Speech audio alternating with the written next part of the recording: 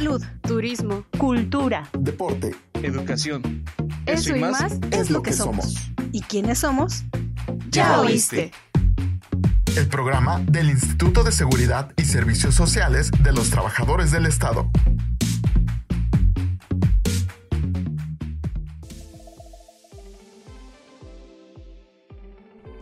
Hey, ¿cómo están? Soy Claudia Mejía y estamos en un nuevo episodio de Ya Oíste. En esta ocasión me acompaña un ginecólogo que viene del 20 de noviembre, que es el doctor Ricardo Hernández Velázquez.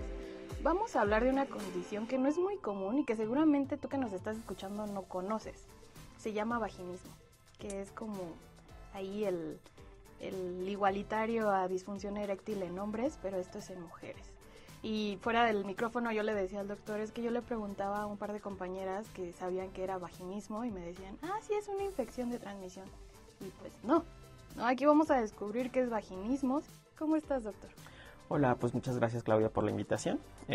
Fácil, me presento, soy el doctor Ricardo Hernández, soy médico en el Centro Médico Nacional 20 de noviembre. Ahorita estoy en el Servicio de Urología Ginecológica. Y así como tú dices, vaginismo es un tema tabú en nuestra sociedad. Prácticamente no todas las mujeres se sienten seguras al hablar de este tema. Como tú dices, si lo traspolamos a esta parte de lo masculino, sí se podría considerar como una disfunción sexual de la mujer. Pero recordemos que esta parte de vaginismo no tiene nada que ver con las infecciones. Es un diagnóstico de exclusión y pues prácticamente es un diagnóstico que puede alterar la calidad o la calidad de vida de la mujer, incluso impactar en la vida sexual de ella. ¿Y en sí qué es? A grandes rasgos lo que definimos como vaginismo es aquel miedo, aquella fobia que tiene una mujer a una penetración, que de forma secundaria hace que el piso pélvico se active, entonces genera una contracción de estos músculos que rodean a la vagina, que va a causar que no se logre una penetración, que el hombre sienta como una pared, que no logre la penetración vaginal y entonces pues empieza a causar ciertas alteraciones, tanto a nivel emocional, psicológico, familiar, de pareja en la mujer prácticamente.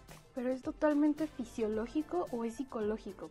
Por esta parte que decías de miedo. Justo, actualmente, digamos que en la clasificación de las enfermedades, el vaginismo ocupa el mismo lugar que la dispareunia, a grandes rasgos es el dolor durante las relaciones sexuales. A diferencia de la dispareunia, que la dispareunia puede tener algún tema o un trasfondo psicológico y físico, el vaginismo lo que tiene es un trastorno totalmente emocional. ¿Por qué? Porque como sabemos, podemos tener dos tipos de vaginismo, un vaginismo primario y un vaginismo secundario. El vaginismo primario prácticamente hablamos cuando en la mujer no ha habido una penetración, no se ha logrado una penetración. El vaginismo secundario es cuando ocurre un factor externo, ocurre un factor emocional y que de estos factores emocionales podemos hablar tanto, no necesariamente un abuso sexual o en ese tenor, sino también un abuso emocional. El bullying, todo esto que sufren las mujeres también puede generar que se presente esta condición. Ahí es cuando hablamos de un vaginismo secundario. ¿Qué es el vaginismo secundario? Cuando se sabe que la mujer en alguna ocasión sí logró tener una actividad sexual con una penetración vaginal, pero por alguna situación desencadenante ya no lo puede realizar en una segunda ocasión. ¿Por eso es un tema tabú? Exacto. Si tú ves en la literatura, tal cual no tenemos como una prevalencia de qué tan frecuente es el vaginismo en la población. De hecho, en México no tenemos como ese tipo de prevalencia o ese dato. Pero si hablamos a nivel mundial, se dice que entre el 1 y el 6% de las mujeres van a presentar vaginismo. Pero eso solamente si consideramos que son países de primer mundo. Por ejemplo, Dinamarca, Estados Unidos. Pero si nos vamos a otros países, la prevalencia puede aumentar hasta un 68%. ¿Vale? Entonces es muy, muy, muy alta. ¿Pero de qué va a depender? Pues esto es trasfondo cultural. Se ha observado que es más difícil de hablar de vaginismo, de hablar de estas alteraciones en aquellas pacientes que viven o que presentan algún tipo de religión que genera un tabú hablar de la educación sexual, por ejemplo, que no pueden expresarse o que tienen alguna condición que limita el acceso a la educación para la salud.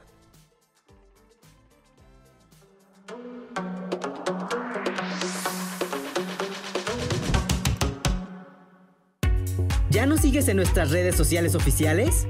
¿No? ¿Qué esperas? Búscanos como ISTEMX y síguenos en Facebook, Twitter, Instagram, TikTok y YouTube.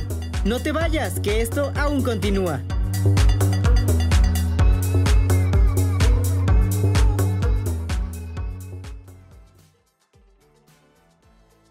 no necesariamente una causa de este problema es un abuso sexual o traumas, por así decirlo.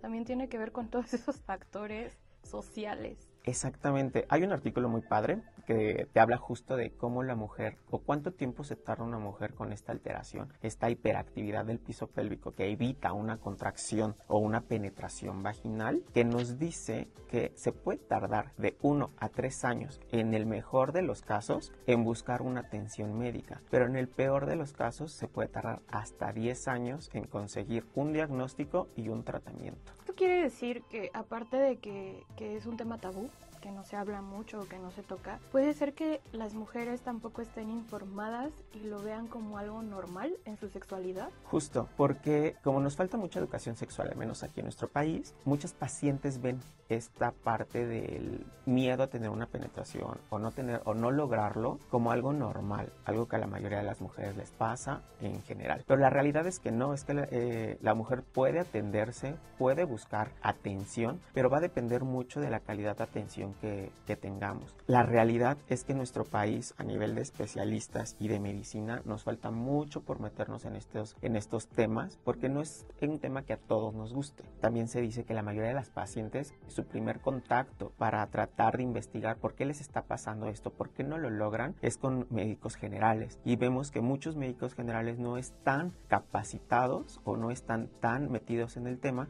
para poder ayudarlas. O a veces hasta internet, ¿no? Exacto. Como decías, el TikTok ahí. Exacto. Qué fuente de información tan confiable. Si tú te metes a TikTok, encuentras muchos que hablan sobre vaginismo, pero prácticamente todos coinciden en lo mismo. Es una hiperactividad del piso pélvico que evita una penetración. Aquí hay un tema importante porque no siempre va a haber dolor. Eso es lo que nos va a diferenciar de otros padecimientos que igual evitan o no se logra una penetración. En el vaginismo puede o no haber dolor. La principal causa es esta hiperactividad que hace como que el cierre de la vagina. Cuando lo vemos, por ejemplo, nosotros como especialistas, cuando atendemos un parto, por ejemplo, las pacientes acuden a una revisión, muchos médicos no están tan sensibilizados, entonces en la exploración física notamos que hay como un cierre de la vagina, evita esta parte de una revisión adecuada. Por ende, va a generar mayor molestia o dolor o una sensación desagradable en la mujer. Por eso es lo que decíamos, no es una causa que solamente va a afectar a la mujer joven, sino esa causa puede afectar a la mujer en cualquier etapa de su vida, la premenopausia o la posmenopausia o la juventud. Digo, ya en esta cuestión del delicioso, como le llaman, del cachondeo y todo, obviamente se involucran muchas hormonas, ¿no? Para que haya esta excitación y pues poder lubricar la vagina. ¿Esto no pasa en estas mujeres, aunque haya excitación? La realidad es que aquí si hay excitación, la mujer sí puede alcanzar un orgasmo, pero recordemos que la mujer puede alcanzar el orgasmo de muchas maneras, no necesariamente de una penetración vaginal. Entonces, aquí el tema principal cuando hablamos de vaginismo es que no hay una alteración en la lubricación, no hay una alteración en las condiciones de la vagina, en el epitelio o en infecciones o en otra situación, sino es esta hiperactividad del piso pélvico, que también tenemos que hablar que no todas las pacientes conocen su piso pélvico. Realmente cuando lo activan, ellas lo hacen de forma inconsciente. Es como, diríamos, como cerrar la puerta de esa vagina, pero eso totalmente inconsciente, no hay algo que ella esté directamente relacionado. Cuando la paciente de plano tiene un tema con la penetración y que sí lo hace consciente, hablamos de pseudovaginismo, no de vaginismo. El vaginismo está con esta hiperactividad del piso pélvico, este cierre de la vagina,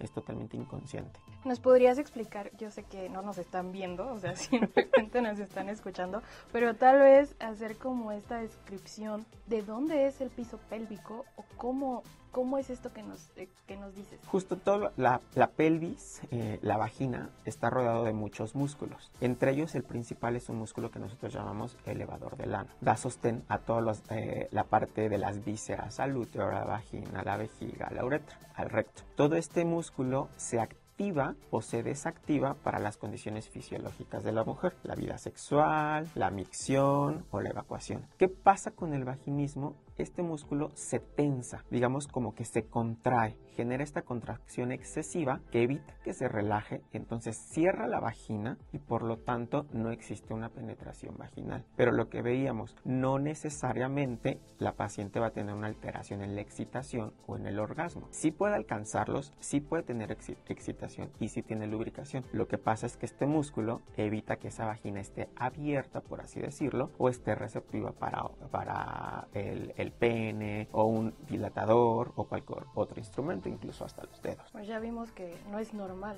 O sea, si alguien nos está escuchando y le está pasando esta situación, pues creo que tienen que ir a revisión de inmediato, ¿no? Si lo traspolamos como a nuestra cultura, muchas veces esta asociación en de que con una penetración voy a tener o puedo lograr tener un hijo, de que si no lo logro esta parte de la penetración vaginal mi pareja me va a dejar, me va a engañar o va a cambiar o simplemente ya no vamos a tener actividad, pues esto lo que le genera también es un estrés a la paciente. Esto es importante porque cuando hablamos del manejo del vaginismo, no solamente es con el ginecólogo, con el uroginecólogo, ¿vale? O con el especialista en piso pélvico, sino es un tratamiento multimodal, es un tratamiento inter y multidisciplinario. ¿Qué quiere decir eso? Que no solamente una especialidad o un médico te va a ayudar en ese trasfondo, sino en esta patología, por ejemplo, tenemos que echar mano del psiquiatra, del psicólogo clínico, del fisioterapeuta. Ellos son una parte importante del tratamiento para lograr una mejoría de estas pacientes. Pero en esto del diagnóstico, como decías hace un momento, a veces desafortunadamente los médicos familiares o generales no están tan empapados de esta información. Entonces, ¿tú qué recomiendas? O sea, si alguien nos está escuchando, que acudan con un especialista de primera instancia. Sí. La realidad es que la mayoría de las pacientes sí han acudido a alguna valoración, pero no se sienten identificadas con el médico. Justo en esto, porque la mayoría de los médicos no están tan sensibilizados en este tipo de patologías. Muy pocos, realmente, o muy pocas escuelas nos metemos tanto en esta parte de cómo es la vida sexual, la historia clínica de esta paciente con respecto a lo sexual. Solamente nos limitamos a los antecedentes generales, a los antecedentes ginecológicos básicos, pero esta vida sexual no la interrogamos, ya sea por incomodidad del médico o por la incomodidad de la paciente. Es muy importante que generemos esta confianza con la paciente para que ella también pueda abrirse y pueda externar todas sus molestias sin que se sienta juzgada o que se sienta infravalorada. Sí, a veces ese es un tema muy específico, ¿no? Yo como mujer, y la primera vez que fui al ginecólogo fue como de, ay, ¿cómo le voy a decir todo eso? No, me da pena. O a veces hasta mentimos y no decimos las cosas como son, y entonces tu historia clínica, pues... Exacto. Por ejemplo, justamente una de las formas como de hacer esta parte de encontrar estas pacientes y poderlas ayudar es en estas primeras valoraciones que ellas acuden cuando van a hacerse su primer Papa Nicolau, su primer colposcopía, en la que simplemente la introducción de un espejo vaginal para lograr ver esa cavidad vaginal, ese cervix, genera molestia. De hecho, se dice que si la paciente tiene molestia hay que interrogar por qué le está doliendo, no solamente forzarla o apurar el estudio. Entonces se dice que si la paciente empieza a tener molestia, retiramos espejo, platicamos con ella, le damos seguridad, buscamos la causa de ese dolor y cuando ella se sienta segura, hacemos la exploración vaginal armada. También es muy válido que la paciente pida una segunda opinión, ¿no? Que no se quede callada cuando hay una mala práctica. Claro, porque justo como te decía, esta parte de generar esta adecuada relación con la paciente, que ella se siente en confianza. Incluso, por ejemplo, lo que podemos hacer también cuando las pacientes acuden a valoración es que pasen con algún familiar o con otra, por ejemplo, con otra amiga, con otra mujer, les pueda dar la mano, que pueda, no sé, generarles seguridad cuando estén en esa exploración. ¡Hey tú! No te muevas, esto aún no termina. Y si te perdiste algún programa, puedes escucharlo en tu streaming favorito. Estamos como Ya Oíste.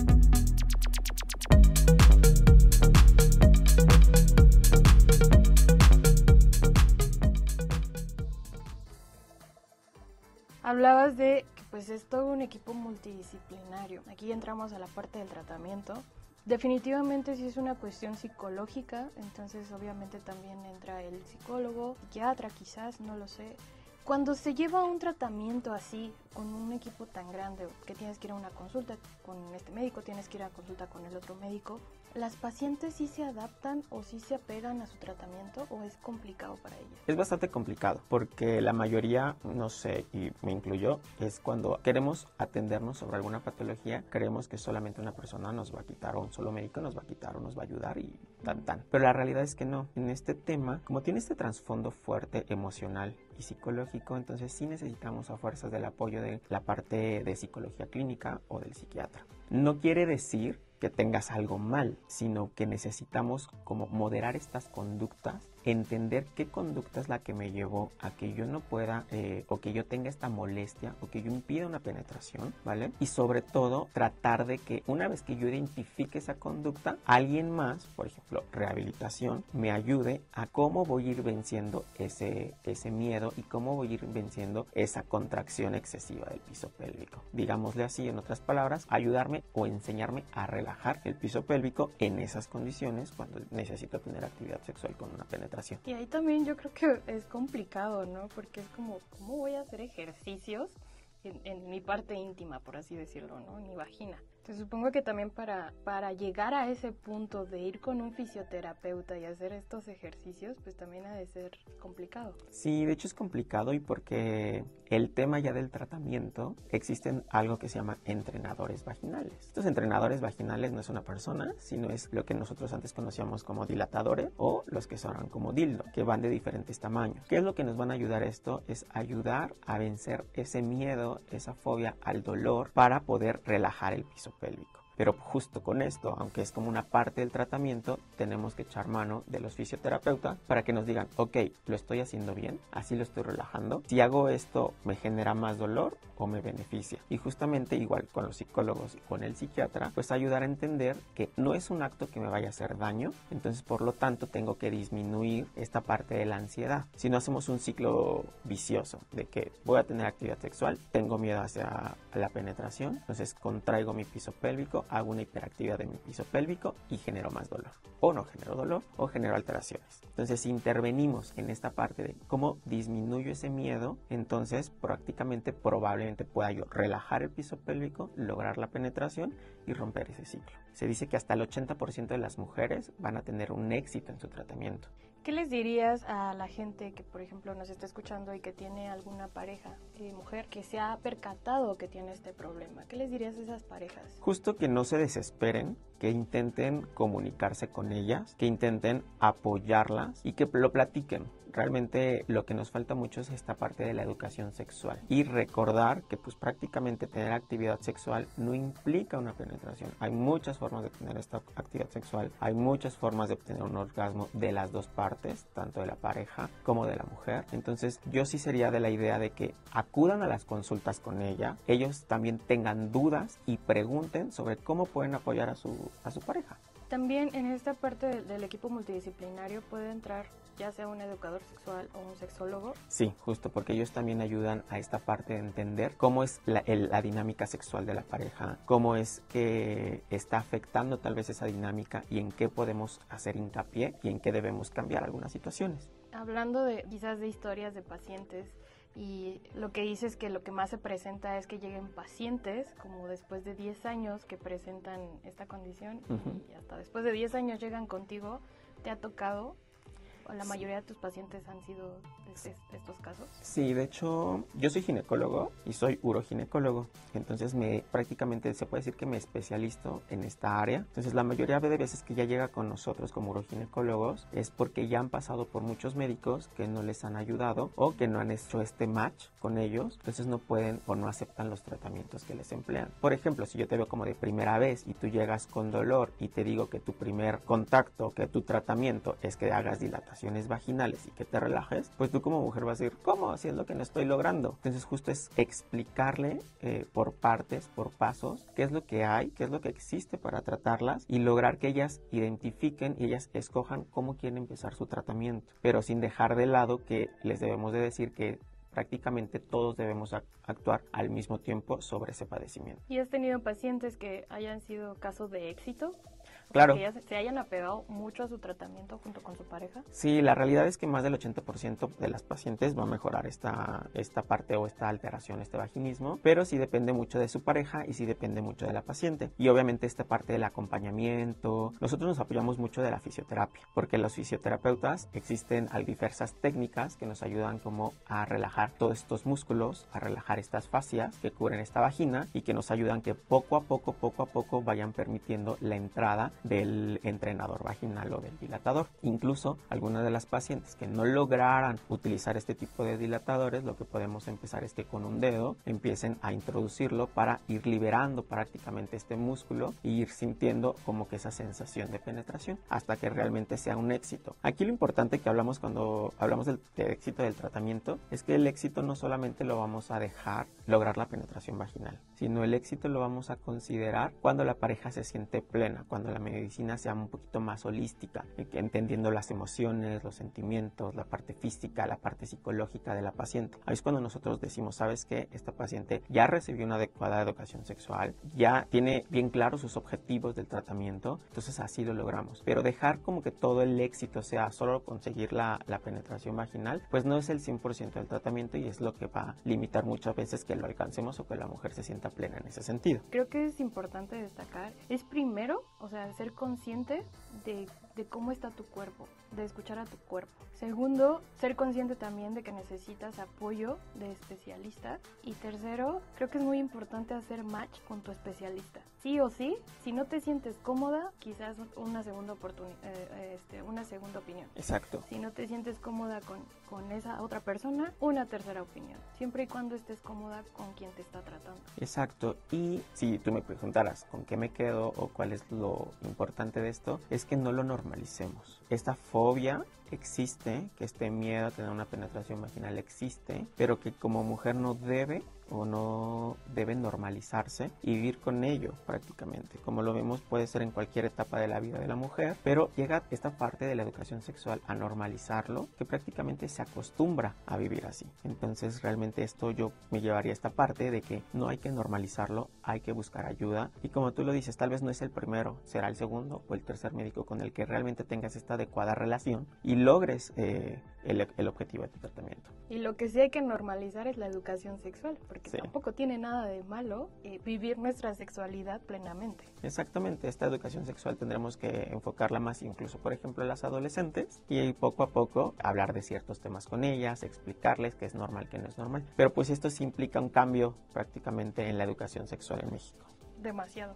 Pero creo que vamos bien. O sea, este tipo de programas ayudan a que la gente haga visible eso. Sí, yo también creo que este tipo de programas nos puede ayudar a que las pacientes se vayan acercando y vayan conociendo y se enfoquen en su cuerpo.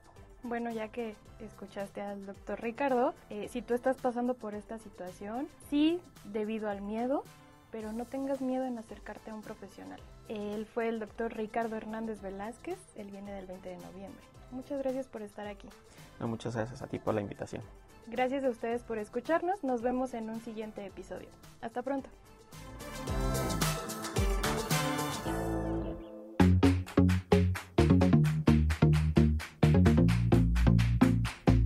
Salud, Turismo. cultura. Deporte, Educación. eso y más es lo que somos. ¿Y quiénes somos? Ya oíste.